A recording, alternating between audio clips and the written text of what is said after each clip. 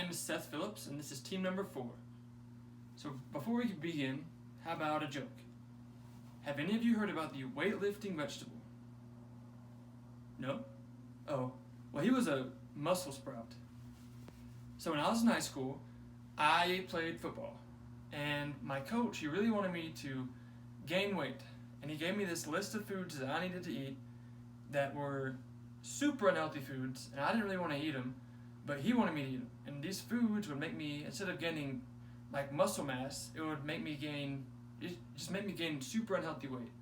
So I didn't want to do that. So I went to my buddy at church, who was a bodybuilder, and I asked him to help me gain weight and gain mass at the same time. And I worked out with him twice a week after school, and he would give me these foods to eat and these muscle programs to do that I could do these, and they would help me accelerate on the football field, which is really like what I was really just wanting to do. And so I did this with him for my whole junior year. And then leading into my senior year, that summer, going into my senior year of football, that was like the biggest like weightlifting, muscle building, protein eating time of my whole life, just to like prepare for that senior season. So if you haven't noticed by now, me and team member 4 are talking about being healthy. So there are 5 branches of being healthy. There's physical health, emotional health, spiritual health, social health, and intellectual health. But today we are talking about physical health the most. So for people that exercise or bodybuild or just whatever, they probably know about the 70-30 rule. And that means 70% is your food intake and 30% is your exercising. That may sound like super far-fetched or totally untrue, but it is true because your food intake is almost the most important thing, because that it helps rebuild your muscles, right? But if you're trying to cut down and get super defined on your muscles, you're going to want to go for a carbohydrates with low glycemic index. Now that just means nuts, beans, fruits, and my least favorite, sweet potatoes. Ugh, I hate sweet potatoes. But if you're going to try to gain mass and get bigger, you're going to want to go for a high protein diet. That means eggs, steak. Steak is a big one, but mainly red meats, like hamburgers, maybe not sausages or hot dogs. Those are just kind of bad for you. But milk is a really big one too. Milk is full of calcium to help build your muscles and build your bones really bigger, and it's just filled with protein. Especially if you put some chocolate syrup in it, or you just drink chocolate milk. Chocolate milk's also a very good one too. It's just full of protein. And my last one here is sleep. Sleep is such a big deal. You want to sleep from about probably 5 to 8 hours almost through every day. Sleep is while you rest, your body is rebuilding itself and making itself rejuvenate and just relax and just rebuild itself in a way. How can you be healthy? Eat healthy. Healthy eating improves your mood, your memory, your gut health, and your sleep. Healthy food improves your brain function. The brain uses energy differently than our body, but it still requires a steady energy source. So health food is very important for our body and our brain. How can you eat healthy?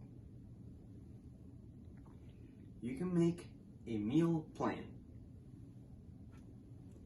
You can write down the food that you would like to eat, and you can also use a calendar to know when you will be eating that food. A calendar is something that I've been doing for the last few weeks. I made a list of the things that I would like to eat and also the days when I will be eating this food. By using a calendar have helped me limit the times that I eat outside.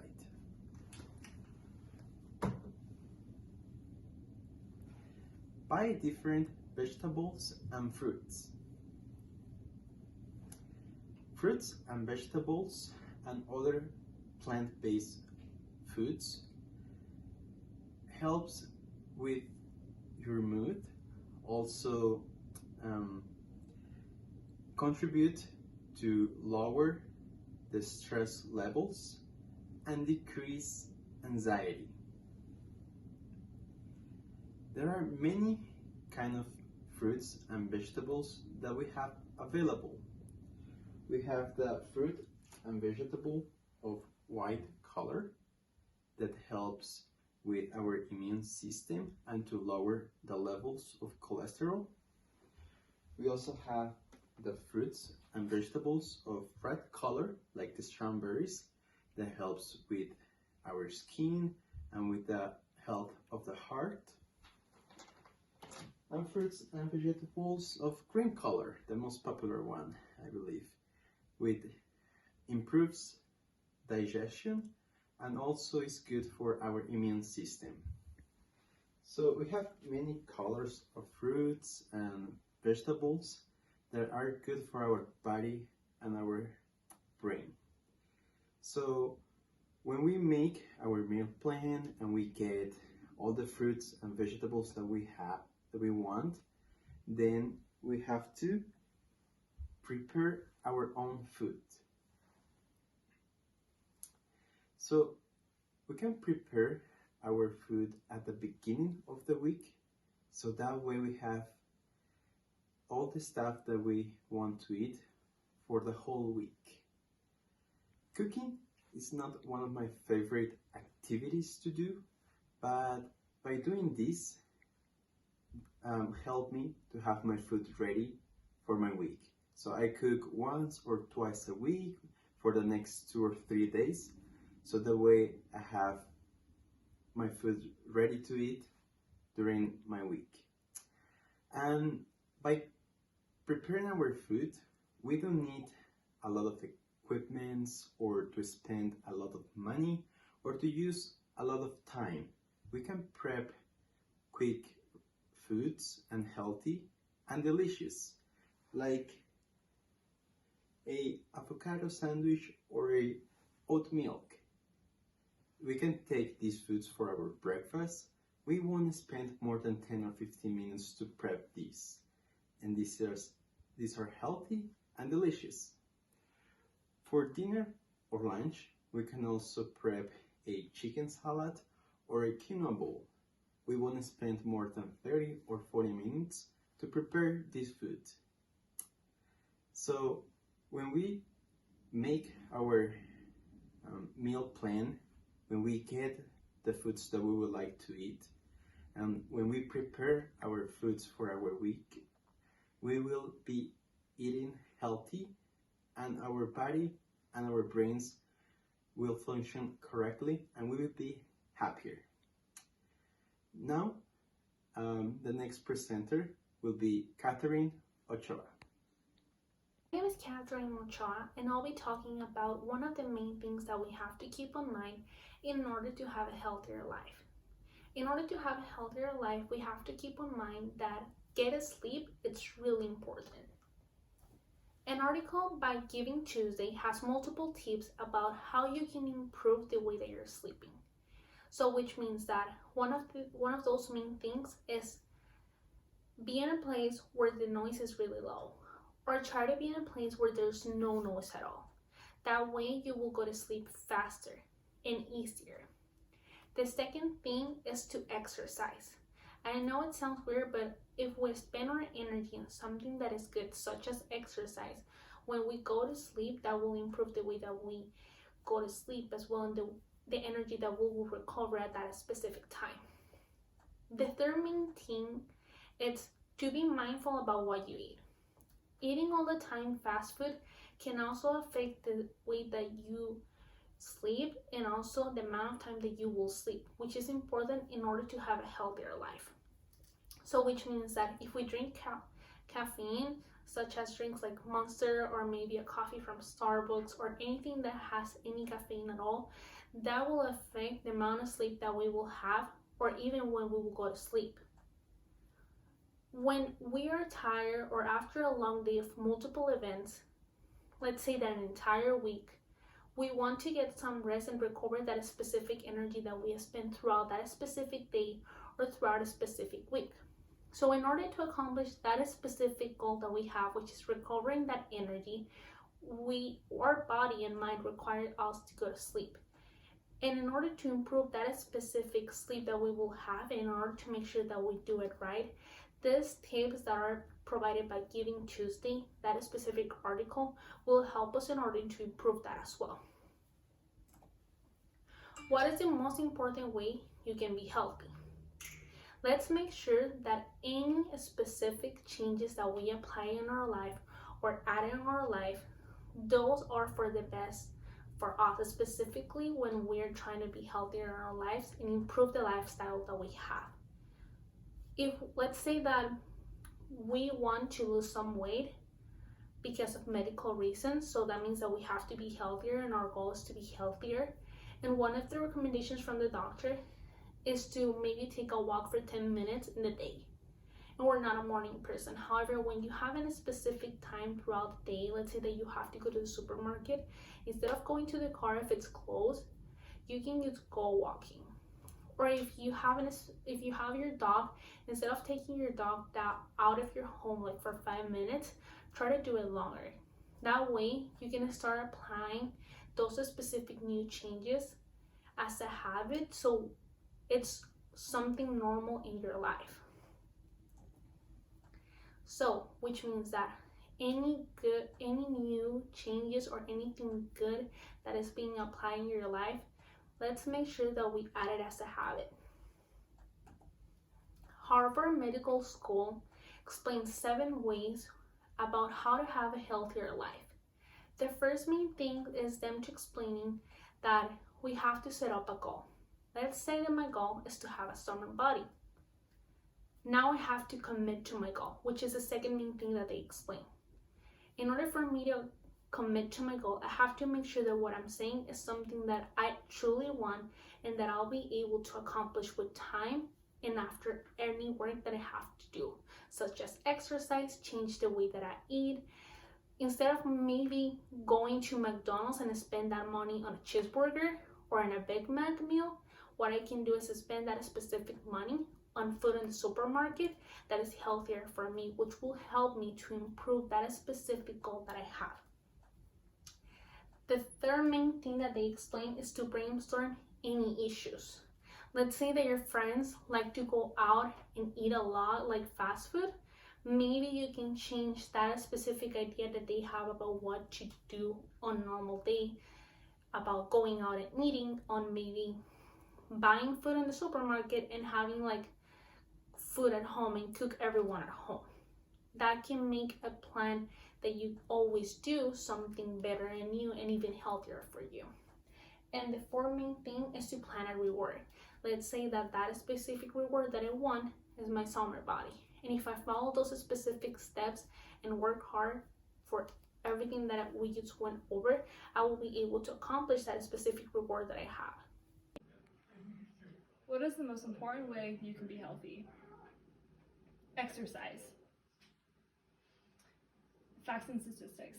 Only 1 in 3 children get the recommended exercise dosage per day, and less than 5% of adults get 30 minutes of exercise a week, and only 1 in 3 adults get the recommended dosage of exercise per week. And so you can see that this is a problem in our country. Why should we exercise? Exercise actually reduces depression and anxiety by 26%. Exercise can treat mild to moderate depression and reduces it by 26% when you exercise mildly or moderately. Exercise helps your heart health. it decreases our blood cholesterol, which is the sugar in our blood, and it decreases our blood pressure. Exercise also helps our brain. As you get older, our cognitive ability tends to decline a little bit, but with exercise, it increases the oxygen flow to our brain, and so we are able to remember and to keep a better, be able to better use the tools that we need to do our day-to-day life. And as we get older, that actually becomes really important to us. And it stimulates growth between new connection ways in our brain. Exercising helps us get better sleep. By exercising in the morning or at night, it actually it decreases insomnia because it releases the hormones while we exercise that help us sleep better, and it regulates our sleep patterns. Exercising helps our mental and emotional health. Endorphins are released when we exercise that make us feel like we can do hard things because we can. And as we exercise, we feel like we can take on the world. And it can lift our mood and give us confidence in our day-to-day lives. So how do we start exercising? A little goes a long way. When I first started exercising, I would exercise from about 15 minutes to 20 minutes a day, and I would only exercise 2 or 3 times a week. And then I would increase it a little incrementally over time. And so now exercising is actually an enjoyable part of my life, but I wouldn't have been able to do that if I would have tried to go all at once the whole time. But by going incrementally, it has helped a lot. Create a routine. Exercising before or after an activity that we have to do is really helpful because you already have to do that thing, and so it helps you do what you need to do. When I started exercising, I would exercise, I would run to my job that I had because I was kind of a nanny, and I only worked in the mornings for a couple hours, and so I would park far away the night before, and then so it was hard for me to get to my car, and then I would run to work, and then I would work, and then have to run back. And so as I've done, and I would do that 2 days a week. And so when I did that, it actually was super helpful. Exercising with friends is also something that is really beneficial as well, because when you have somebody you're accountable to, it helps us follow through with our commitments. And so I have a really hard time running by myself or exercising by myself because I've done it with friends, and when you do something with friends, you don't want to do it alone anymore. Ben will conclude on the next slide. Thank you.